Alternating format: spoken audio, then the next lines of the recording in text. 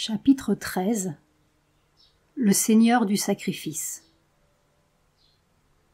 Avant de pouvoir aller plus loin, il nous faut résumer en ces principes essentiels tout ce qui a été dit.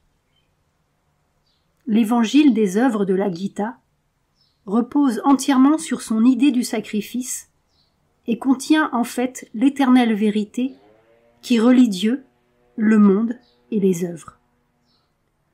Le mental humain ne saisit d'habitude que des notions et des points de vue fragmentaires d'une éternelle et multiple vérité de l'existence, et, sur cette base, édifie ses diverses théories de la vie, de l'éthique et de la religion, soulignant ce symbole ou cet autre, cette apparence ou cet autre. Mais il doit toujours viser à reprendre conscience d'une certaine entièreté de cette vérité chaque fois qu'en un âge de grande lumière, il revient à quelque relation complète et synthétique de sa connaissance du monde avec sa connaissance de Dieu et sa connaissance de soi. L'évangile de la Gita repose sur cette vérité védantique fondamentale que tout être est l'unique Brahman, et toute existence la roue du Brahman, un mouvement divin se déployant à partir de Dieu et retournant à Dieu. Tout est l'activité où s'exprime la nature, et la nature est un pouvoir du divin, élaborant ce qui est dans la conscience et la volonté de l'âme divine, laquelle est la maîtresse des œuvres de la nature et réside en ses formes. C'est pour la satisfaction du divin que la nature descend et s'absorbe en les formes des choses et des œuvres de la vie et du mental, et qu'à nouveau elle revient, par le mental et la connaissance de soi, à la possession consciente de l'âme qui demeure en elle. Il y a d'abord un mouvement d'involution du moi et de tout ce qu'il est ou représente en une évolution de phénomène. Il y a ensuite une évolution du moi, une révélation de tout ce qu'il est et représente, de tout ce qui est caché et néanmoins suggéré par la création phénoménale. Ce cycle de la nature ne pourrait être ce qu'il est si le Purusha ne revêtait et ne maintenait simultanément trois états éternels dont chacun est nécessaire à la totalité de cette action. Il doit se manifester dans le mutable, et nous l'y voyons sous l'aspect du fini, du multiple, de toutes les existences. Sarva Bhutani.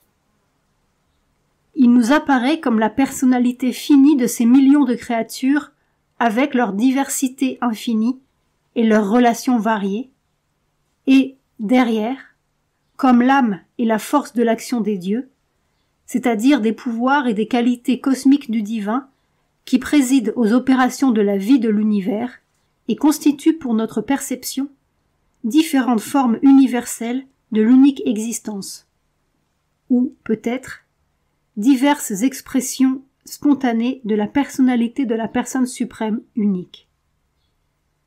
Puis, cachés derrière et en toutes les formes et toutes les existences, nous percevons aussi un immuable, un infini, un intemporel, un impersonnel, un unique et invariable esprit d'existence, un indivisible moi de tout ce qui est, en quoi toute cette multitude se trouve être réellement un être.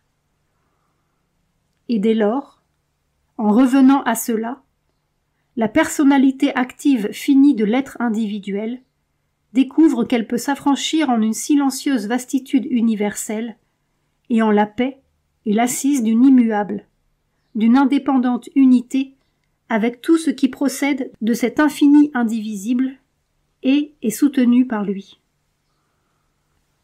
L'individu peut même y échapper à l'existence individuelle.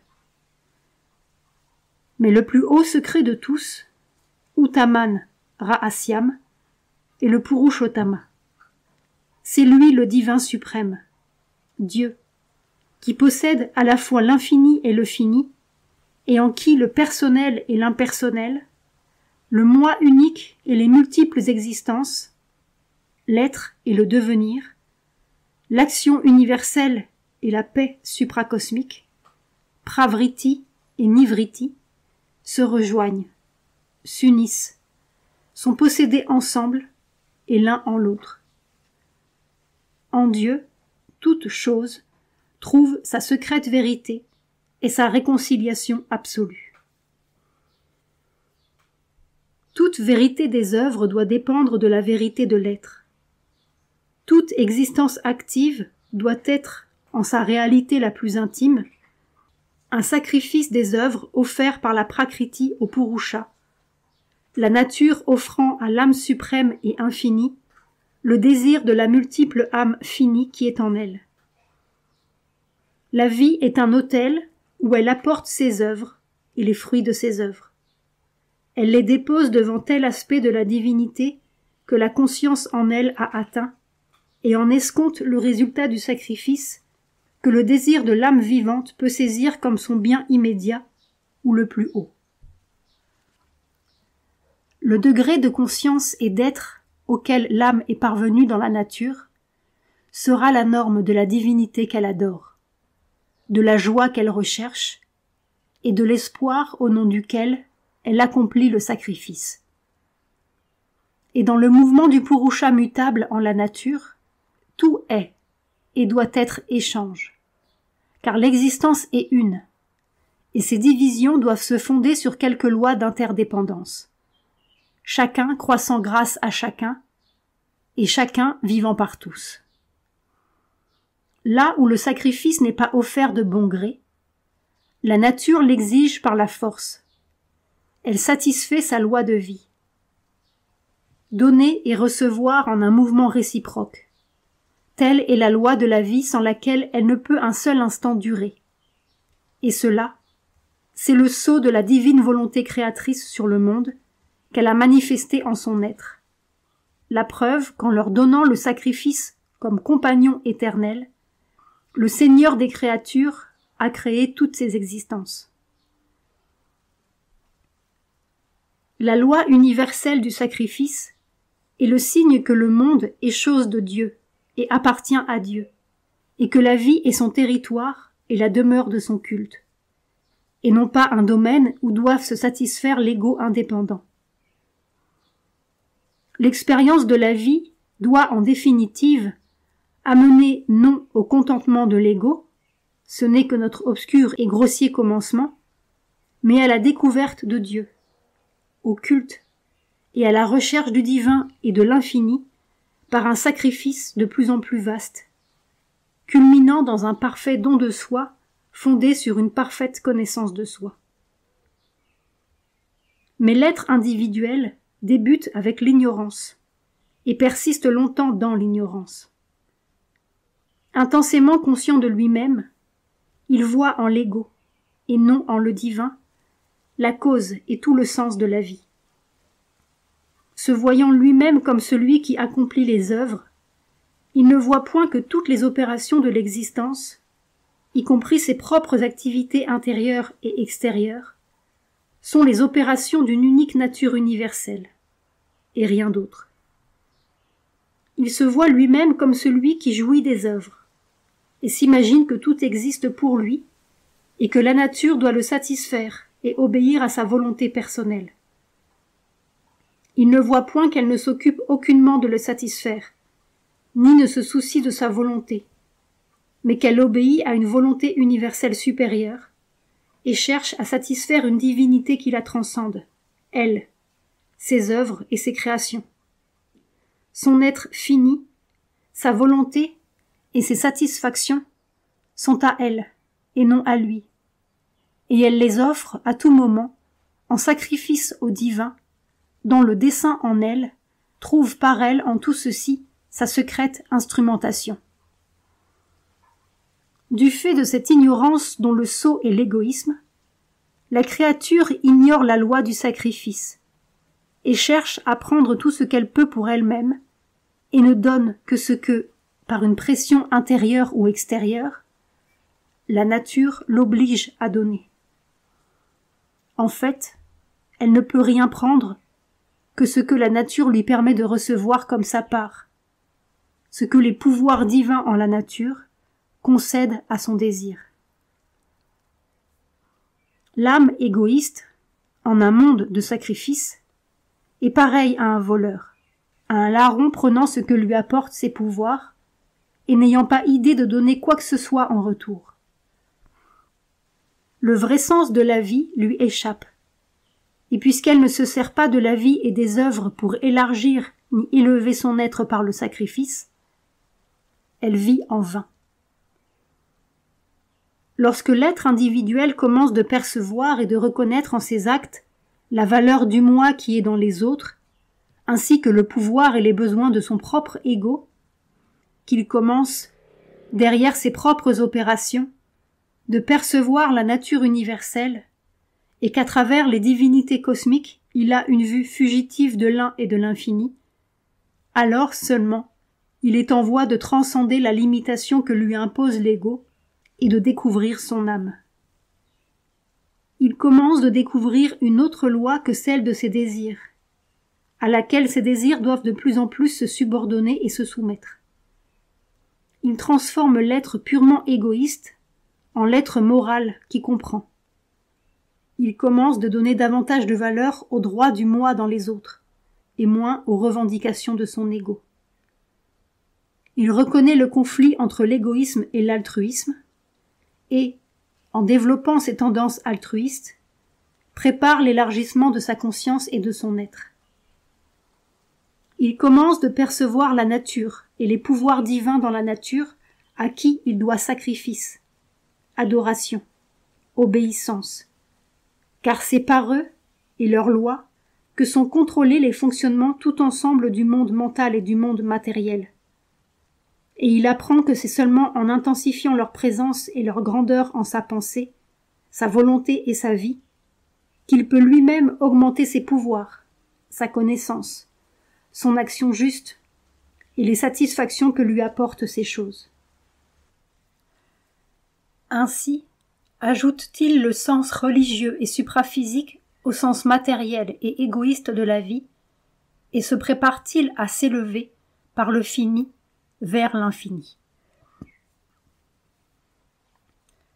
Mais ceci n'est qu'une longue étape intermédiaire. Elle est encore soumise à la loi du désir, au caractère de centralité que revêt toute chose dans les conceptions et les besoins de l'ego humain, au contrôle de l'être ainsi que des œuvres de l'homme par la nature, bien qu'il s'agisse d'un désir modéré et dominé, d'un ego clarifié et d'une nature rendue de plus en plus subtile, éclairée par le principe sattvique, le principe naturel le plus haut. Tout ceci est encore dans le domaine, bien qu'un domaine très agrandi, du mutable, du fini et du personnel. La vraie connaissance de soi et, par conséquent, la juste voie des œuvres sont au-delà. Car le sacrifice accompli avec la connaissance est le sacrifice le plus haut, et lui seul entraîne une parfaite façon de travailler. Ce qui peut seulement se produire lorsque l'homme perçoit que le moi en lui et le moi en les autres sont un seul être, et que ce moi est quelque chose de supérieur à l'ego, une infinie, une impersonnelle, une universelle existence en laquelle tous se meuvent et ont leur être.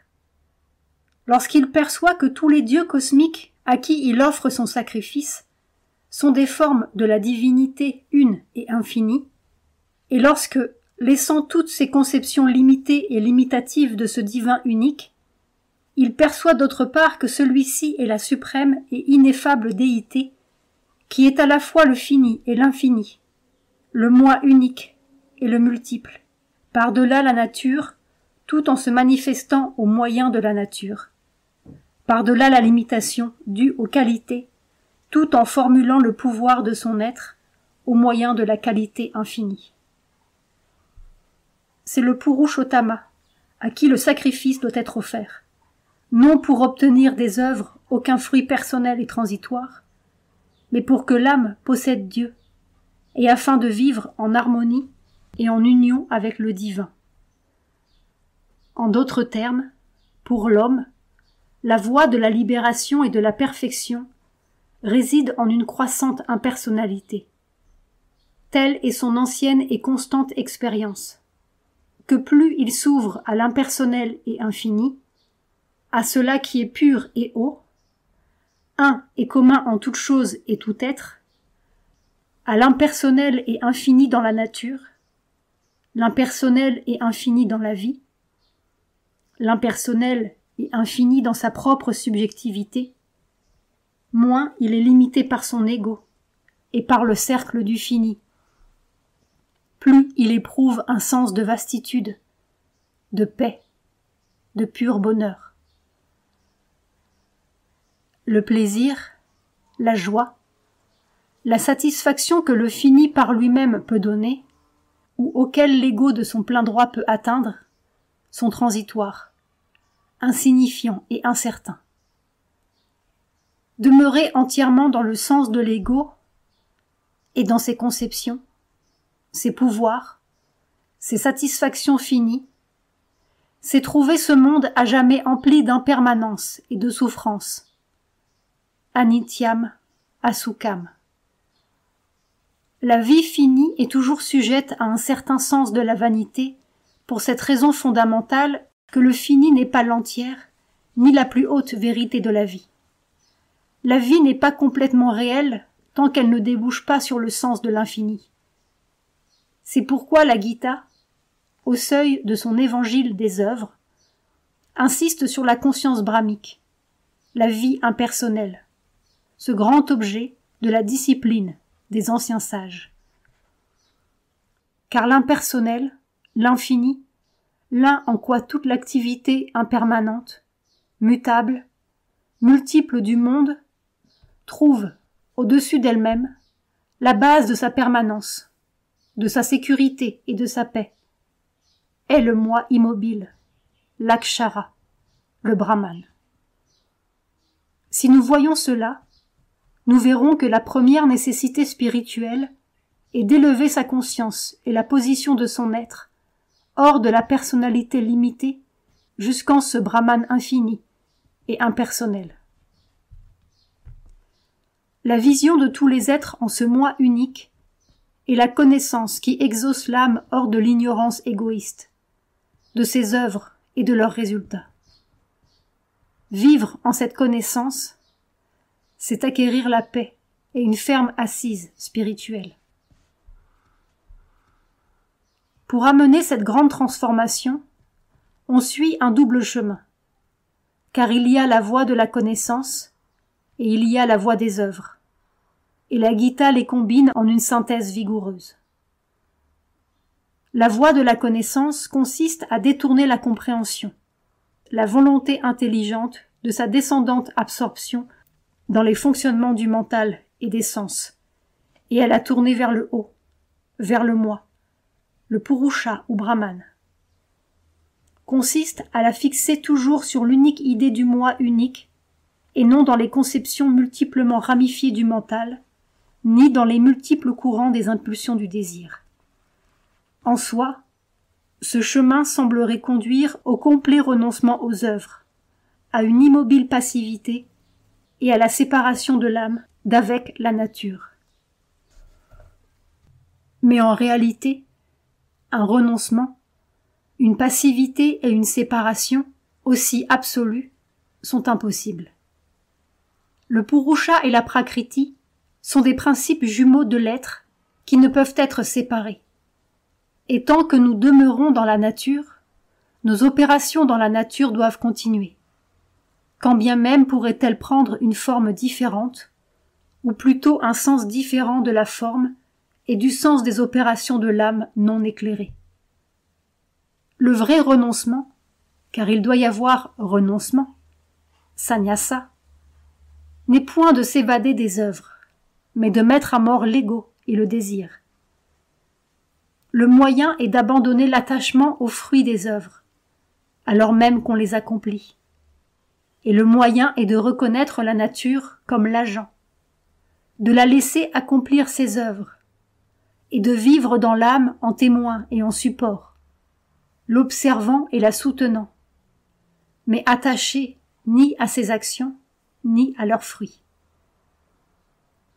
L'ego, l'inquiète personnalité limitée, est alors apaisé et plongé dans la conscience du moi impersonnel unique, tandis que les œuvres de la nature continuent, pour notre vision, de jouer par l'intermédiaire de tous ces devenirs ou existences que nous voyons maintenant vivre et agir et se mouvoir, entièrement sous l'impulsion de la nature, en cet être infini unique. En notre propre existence finie, est vue et ressentie seulement l'une de ces existences, et en ses fonctionnements, vus et ressentis ceux de la nature, non ceux de notre moi réel qui est, lui, la silencieuse unité impersonnelle. L'ego les revendiquait comme ses actions propres, et nous pensions donc qu'ils étaient nôtres. Mais maintenant l'ego est mort, et désormais, ils ne sont plus à nous, mais à la nature. En tuant l'ego, nous avons réalisé l'impersonnalité dans notre être et notre conscience. En renonçant au désir, nous avons réalisé l'impersonnalité dans les œuvres de notre nature. Nous sommes libres non seulement dans l'inaction, mais dans l'action. Notre liberté ne dépend pas d'une immobilité, ni d'une vacance du physique et du tempérament. Et nous ne déchoyons pas de la liberté dès que nous agissons. Mais en un plein courant d'action selon la nature, l'âme impersonnelle en nous demeure calme, immobile et libre. La libération qu'accorde cette parfaite impersonnalité est réelle, est complète, est indispensable. Mais est-ce le dernier mot, la fin de toute l'affaire ? Toute la vie, toute l'existence universelle, avons-nous dit, est le sacrifice offert par la nature au Purusha.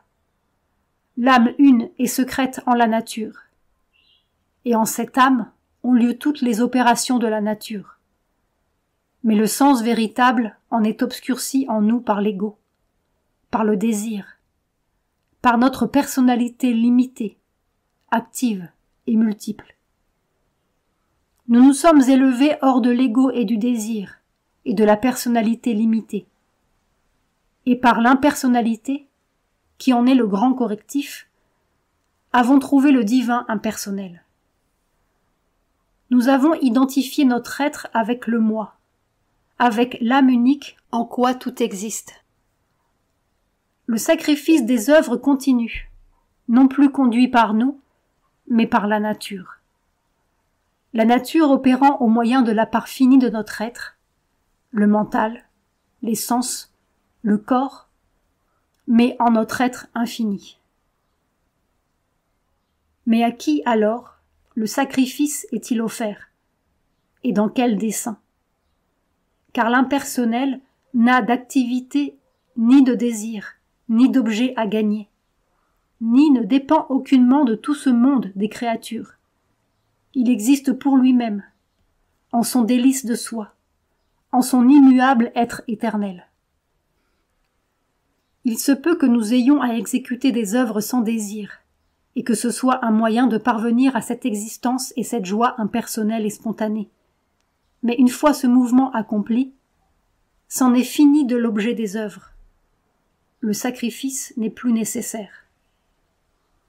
Il se peut même que les œuvres continuent alors, parce que la nature continue, elle et ses activités. Mais il n'y a plus à l'avenir de raison d'œuvrer. L'unique motif pour que nous continuions d'agir après la libération est purement négatif. C'est la pression exercée par la nature sur nos parts finies que sont le mental et le corps.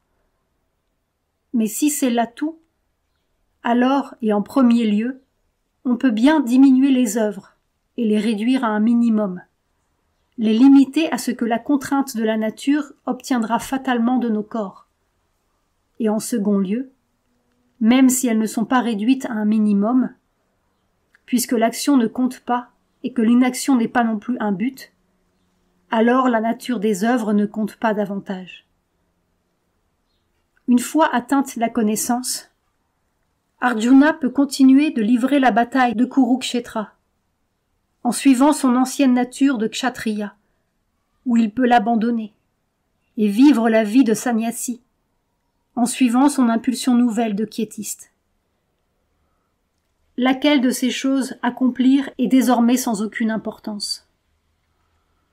Ou plutôt la seconde représente la voie la meilleure, du fait qu'elle découragera plus vite les impulsions de la nature qui ont encore prise sur son mental à cause d'une tendance créée par le passé, et lorsque son corps se détachera de lui, il partira en toute sécurité dans l'infini et impersonnel, sans nulle nécessité de revenir encore à la confusion et à la folie de la vie en ce monde transitoire que marque le chagrin. Anityam, Asukam, Imam Lokam. S'il en était ainsi, la Gita perdrait tout son sens, car son objectif premier et central serait mis en échec. Mais la Gita souligne que la nature de l'action compte bel et bien, et qu'il existe une sanction positive pour que soient continuées les œuvres, et non pas seulement cette raison toute négative et mécanique, la contrainte sans objet de la nature. Une fois l'ego conquis, il y a encore un Seigneur divin, et qui jouit du sacrifice. Bhaktaram yajna tapasam. Et il y a encore un but dans le sacrifice. Le Brahman impersonnel n'est pas le tout dernier mot, pas tout à fait le secret suprême de notre être. Car impersonnel et personnel, fini et infini, se révèlent être seulement deux aspects opposés, et néanmoins concomitants d'un être divin, que ne limitent pas ces distinctions, qui est ces deux choses à la fois. Dieu est infini à jamais non manifesté, qui à jamais s'invite à se manifester dans le fini. Il est la grande personne impersonnelle dont les personnalités sont des apparences partielles. Il est le divin qui se révèle dans l'être humain, le Seigneur qui siège dans le cœur de l'homme. La connaissance nous enseigne à voir tous les êtres dans le moi impersonnel unique, car nous sommes ainsi libérés du sens de l'ego séparateur. Puis, grâce à cette impersonnalité libératrice, à les voir alors en ce Dieu, Atmani Atomai, en le moi, puis en moi.